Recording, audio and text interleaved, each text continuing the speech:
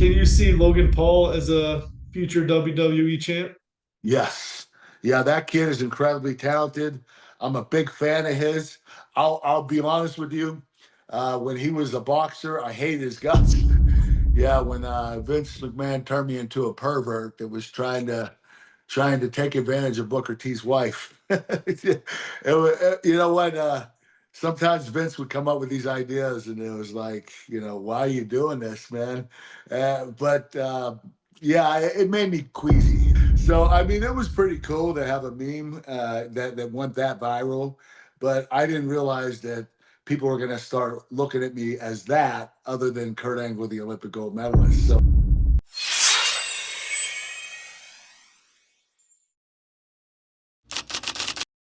Um, yeah, first question. WWE and TNA announced a partnership. Just wondering your immediate reaction to that news.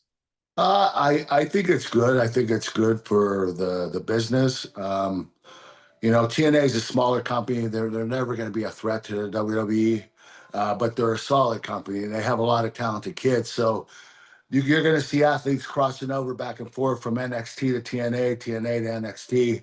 So I think it's a good partnership. I think they'll benefit greatly. Both of them will. Yeah, that was my next question. How do you think it benefits both sides? Just give them more exposure, especially for the TNA wrestlers to be on NXT, uh, and vice versa. You're going to have a loyal following for TNA, and then you're going to have the majority following for WWE. But some people are just TNA fans, and Mhm. most people are fans of all companies, but some people are hardcore TNA fans, so they add value too. Are there any TNA stars who you think can win a WWE title? Oh, wow! I haven't watched the product in a while. Mhm. What are some of their top guys? Yeah, I'm not too sure either, but that's all right. We can get to the next one. Um, Do you think you could see Jeff and Matt Hardy back in WWE now with the new partnership? Yes, I believe that's a possibility. I think it's as long as those guys keep their heads on straight, they'll always have an opportunity to go back to WWE. They're so talented, and I'm not. I will say this: I will guarantee you that they will not retire in TNA. They will retire in WWE. So eventually, they'll end up back there again. Hmm. What was your greatest match in TNA? Um, it's hard to say. I had so many great ones with AJ Styles and so many great ones with Samoa Joe.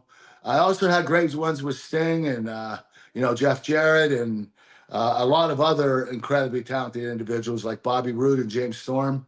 But my matches with AJ were very unique, and he was such an incredible in-ring performer. His athletic ability is beyond up and above anybody. As he's way up in the charts as far as talent. He's one of the most talented kids I've ever been in the ring with, and it's one of those things where you're in the ring and you're not doing much work. They're doing all the work for you. They're flying around. All you do is catching them. So he reminds me a lot of Rey Mysterio, just a little bit bigger. Hmm. Mm. And the Royal Rumble's coming up. Wondering what the best Royal Rumble you ever competed in.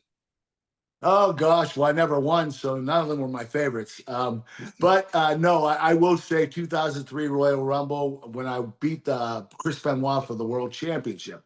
I wasn't in the Rumble, but I was the World Champion, and that match was my greatest match of my career. I take heavy pride in it. Chris Benoit.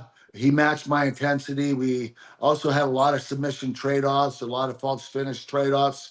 The match was really special. It was about pure wrestling. No chair shots. No, not even we didn't even throw any punches. There were a few chops. That's about it. But 99.9% of that match was pure wrestling. And that's what I love about it. And I take pride in that match because for that to be an exciting match and just be pure wrestling, that tells you how good it was. Could you feel how special it was in the moment? I'm sorry. Could you feel how special it was in the moment? Did it just feel like this is going really well and it was really just a fun time to be when you were doing it, or did you kind of look back at it and say, okay, that really Well, lived up to what I was looking for? I didn't know it was that good. And when we got done, I celebrated with my team, Team Angle, and I walked to the back, and the fans gave Chris Benoit a standing ovation for 15 minutes. And this was a pay-per-view. So that pay-per-view time is money on pay-per-views. Vince allowed the fans to give him a standing ovation for 15 minutes during a pay-per-view, which is impossible. Nobody ever did that. And we'll know nobody ever will do that. But that's when I knew. I was like, whoa, I didn't, this, I'm going to have to watch this match back and see how good it was. And I did, and I was not disappointed. Yeah, that's awesome. And you mentioned not winning it. Was there ever serious discussion for you to come out on top of a Royal Rumble? No, no. I took second once, I think third twice. You know what? I didn't have to. I'll give you an example. Royal Rumble, to win the Royal Rumble is like to give a guy a push for that year, to be the world champion. So he's on his way by winning the Royal Rumble. Um, I was already a champion my rookie year before the Royal Rumble even started. So I was world champion already.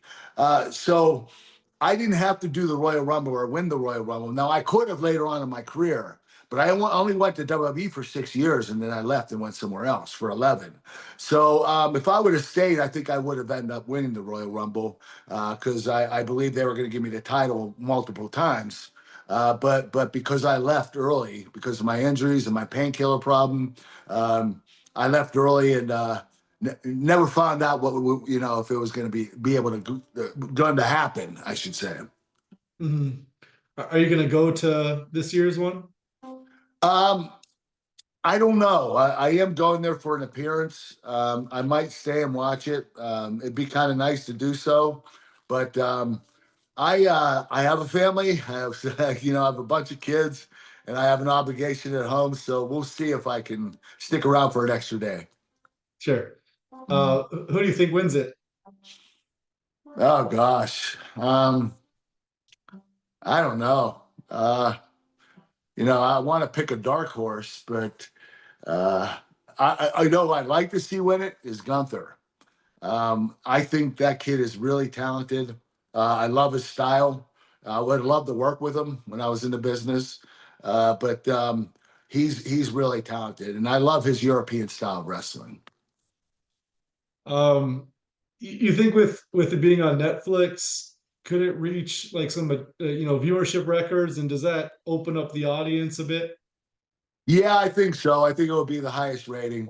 Obviously, no more pay-per-view buys, but they will be the highest rating in history, of course, because it's on Netflix, and that reaches out to the whole entire world. So I think it will be the most tuned in Royal Rumble of all time, which is incredible. But the WWE, they did business and they did it well, and they got signed with Netflix, which is incredible. Hmm. Um, Looking at John Cena, had plenty to do with him during your career. How do you think his retirement tour will go? I'm hoping that he not only gets a retirement tour, but I'm hoping that he gets a title run. Um, John, what he's been able to do for the business and for the WWE is nothing short of amazing. He was able to endure 20 something years of wrestling and hardly ever injured, working full time for 20 plus years, winning 16 world heavyweight championships in WWE, which nobody has ever done. Ric Flair has 16, but he has it in NWA, WCW, and WWE. But yeah, John has proved himself to be the greatest WWE superstar of all time. And I think he deserves a title run to make sure that he gets that number 17 so he could be the first one in history to be 17-time world champion. I think he deserves that. You wanted to wrestle him in your last match? I'm sorry? Did you want to wrestle him in your last match? Would that have been the Yes, perfect yes. one? What happened was I when I came back to the WWE in 2017, I was in really good shape. I was ready to wrestle. I trained for a year where I took time off and I did some independent shows and kept myself in shape. And when I went to the WWE, they wanted to induct me in the Hall of Fame first. And I said, listen, I'm not done wrestling. Why don't we do the induction after I'm done wrestling? They said, let's do it first, and then we'll have you wrestle after that. So I get inducted in the Hall of Fame. And then that night, Vince McMahon comes to me and says, hey, I want you to be the GM of Raw. And I was like, Vince, I want to wrestle. He said, we'll get to that. Don't worry about it. I think the reason they did this is because they thought I was a liability because of my painkiller problem before. So I understand why they brought me in safely. But by the time they had me wrestle, I was general manager for 9 months. And I wasn't training anymore in the ring. So when I got in the ring after 9 months, I looked like an old man wrestling. I saw a big difference and I was like, oh my gosh, I don't want people to remember me like this. So I told Vince McMahon, listen, I want to retire this WrestleMania. He said, well, what are you asking? I said, I want to have John Cena in my final match since I was his first match.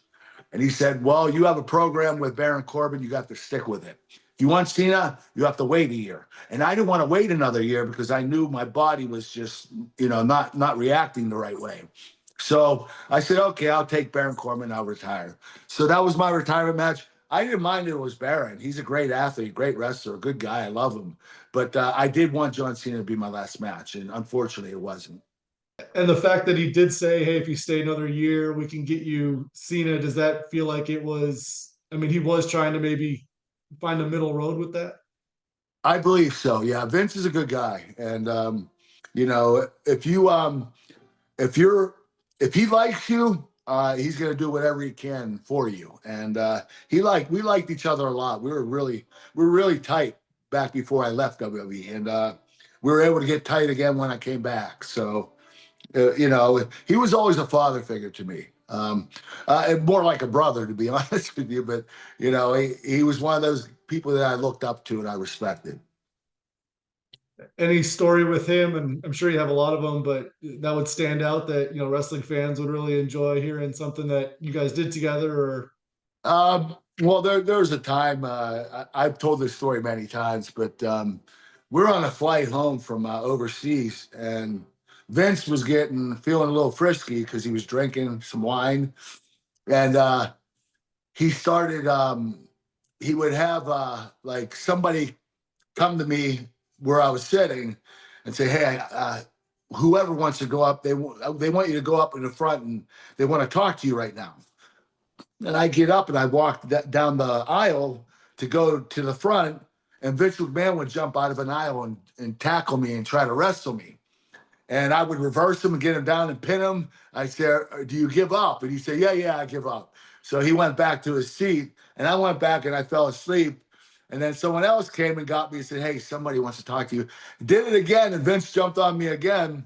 And at one point in time, we're wrestling, and we're right next to the door where the latch is, where you can open the door. We keep banging into it, and the flight attendant said, hey, you guys need to settle down, or the pilot's going to land this plane right now. And Vince says, tell the pilot to go fuck himself. I'll buy the fucking plane. So it was a crazy night. And Vince was just Vince McMahon. And he was having fun. And so he learned what felt like to wrestle Olympic gold medalist. And that, you know what? I'll tell you this. One thing about Vince, one thing he likes is he likes to feel what it feels like to be something big. Like he would say to Mike Tyson, knock me out. I want to feel it. Kurt, jump on me, wrestle me, beat the shit out of me. I want to feel it. He likes to experience stuff that a lot of people will never experience in their lives. And that's what I love about him.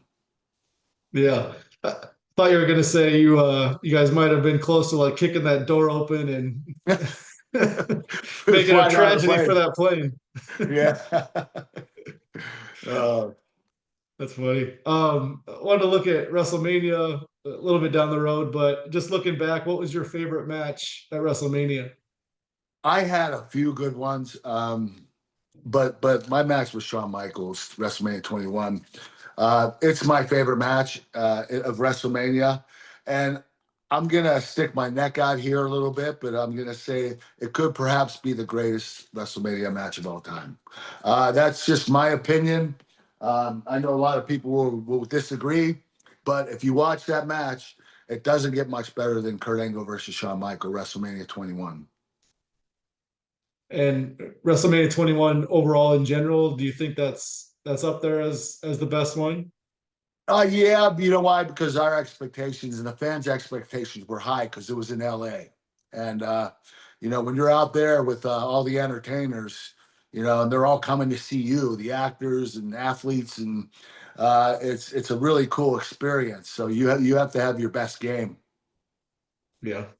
Yeah. Um, Looking at if Roman Reigns and The Rock were to face off at WrestleMania, how do you think that would go? Oh gosh. Well, I would hope that The Rock would do a favor for his nephew. I mean, um, I think The Rock's smart enough and professional enough to know, okay, I'm at the end of my career and this kid's still in the middle of his career. I think given, get Rock handing the belt, or not the belt, but the family name off to his nephew Roman Reigns, I think that's a good way for them to end their storyline. Yeah. And ex AEW star Penta made an unbeaten start in WWE so far. Just wondering how far you think he can go. He reminds me a lot of Rey Mysterio. He's a little bigger, but I think he's incredible. I watched the match with him versus Chad Gable. I was a little surprised that Penta actually out submissive Chad. I mean, Penta nearly broke Chad Gable's arm. And Chad Gable was a shooter. It didn't make much sense, and that was the only thing in the match that I didn't really get. Chad should have been applying the ankle lock on him and almost making him tap out, but instead Penta had an armbar on Chad Gable and almost made Chad tap out. So I just thought that the shooter should have the submission holds, and the lucha guy should do the lucha libre kind of match, flying around the ring and winning by high flying. So that story was a little confusing, but the match, technical wise, was incredible. I actually loved it. Hmm.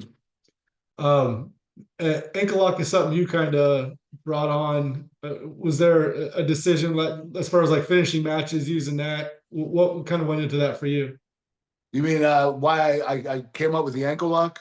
Yeah, Well, Ken Shamrock used to use it before I started in WWE, and I loved Ken, and I was a big fan of his. And he was a shooter, and when you're a shooter in the business, you should have some kind of submission hold. And the ankle lock I thought was a cool submission to have, considering that it is a real submission hold, and that Ken Shamrock actually would apply it on his opponent. So I knew if I was going to have a submission hold, it would be the ankle lock. I would copy Ken, and you know what? I absolutely loved it. I really learned how to transition it in and out of different submissions, trading back and forth into false finishes, and I was able to really get real technical with it. And I, I would say I got very, very creative with my ankle locks. yeah. Looking back at current WWE, wondering what you think of Big E and New Day splitting up and having Xavier and Kofi kind of making their heel turn, and what you think of them as heels. Well, I I think they're going to do really well. I mean, the those guys had an incredible run. I mean, I can't. It had to be what, maybe 12 years. Um, so their quote unquote faction was highly successful, and it was entertaining. It was fun, but I think this heel run is going to do a lot for all of them, especially the two heels. So I think the fans are going to accept them as heels. They won't for a little bit, but eventually they will, and this will bring on even bigger and better stories for them. You were able to do that. Was it more challenging to portray one side or the other? Um, I like being a heel because you didn't have to be accepted by the fans. You had to get the fans to hate you, and it wasn't that hard.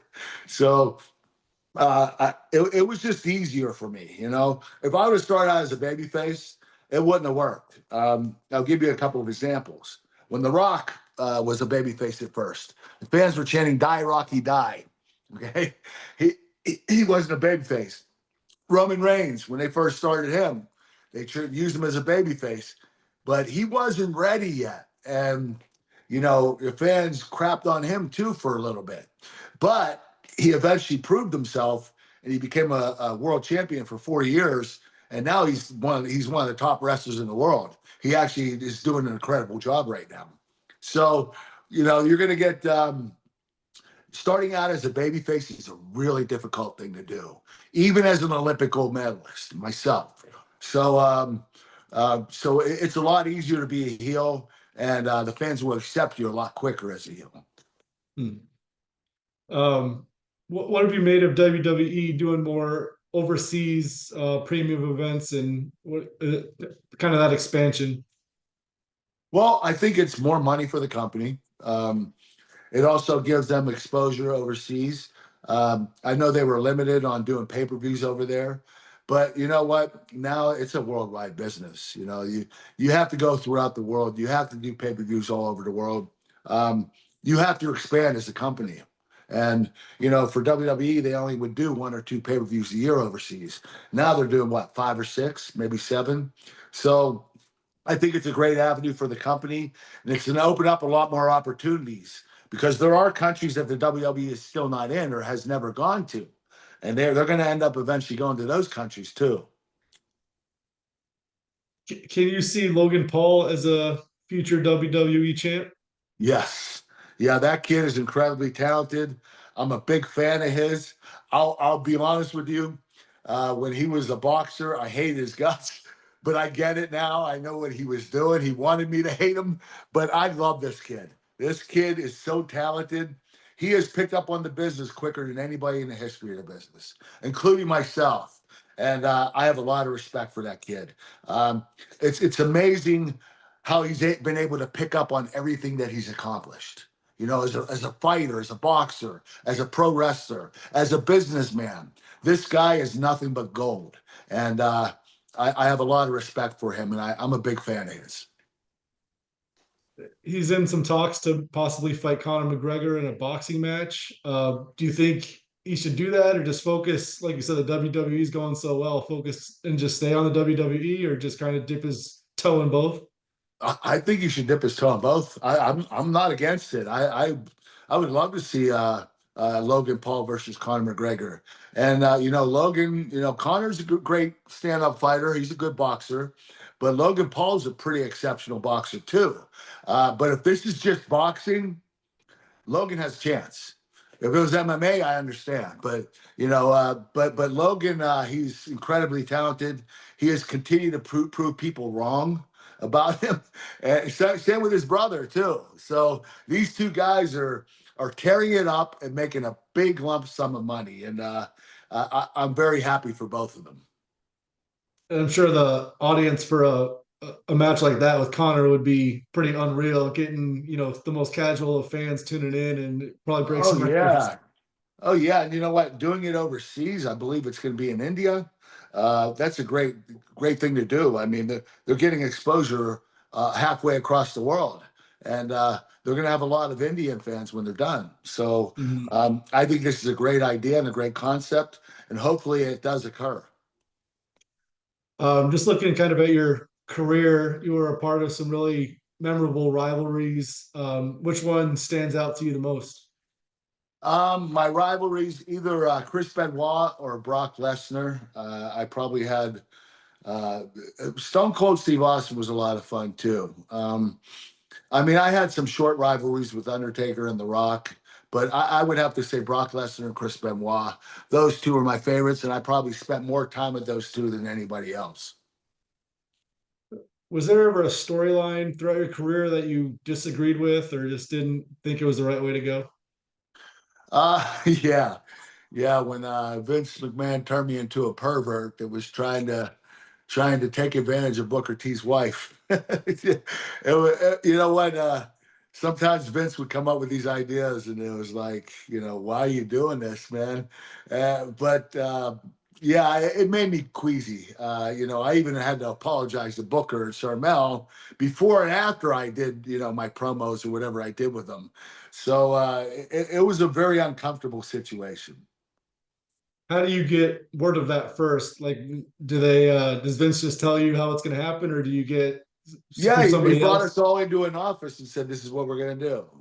Kurt's gonna hit on your wife, and he's gonna he's gonna try to, have sex with her, and so I know Booker T and Sharmell were like, holy shit, this is crazy, So I was too, and it's like, oh God, I don't want to do this, but I'm gonna do it because Vince asked me to.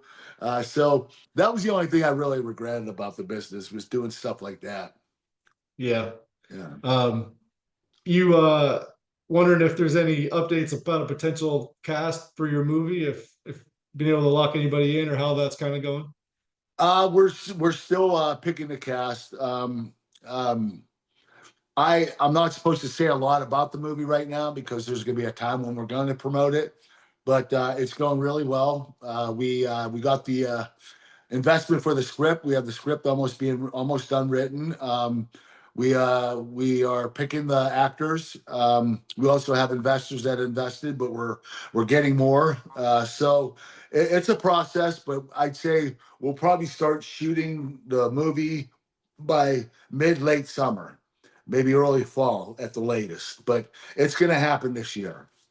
Nice. And how, just from a personal standpoint, how exciting is that to get that going? Oh, having a movie about my life is just it's a dream come true. And especially when you're behind the scenes and you're helping the directors put together the best product you can. I can't wait to show this movie to the world. And these directors are incredibly talented. Their names are Ian and Esham Nelms, and they're brothers, and they wrestled in high school and college, so they understand my sport, which is even better. And they directed movies like Fat Man starring Mel Gibson and Red Right Hand starring Orlando Bloom, a lot of other incredible films. And my nephew John Bernthal brought them to my attention, and I loved their ideas and concepts, and we have started off with a great relationship, and I'm really excited about this film. And obviously, there's kind of the younger generation that wasn't there to watch you as you did your thing in the ring. And funny because there's like TikTok memes and of you, and these people know you from memes rather than I as a know. wrestler. Like, what's it like having a younger generation have a different point of view on all that? Well, when I walk down the street or walk into a store, they'd say, "Oh my God, it's the meme guy." I'm like, "Whoa, man!" That blows the wind out of your sails.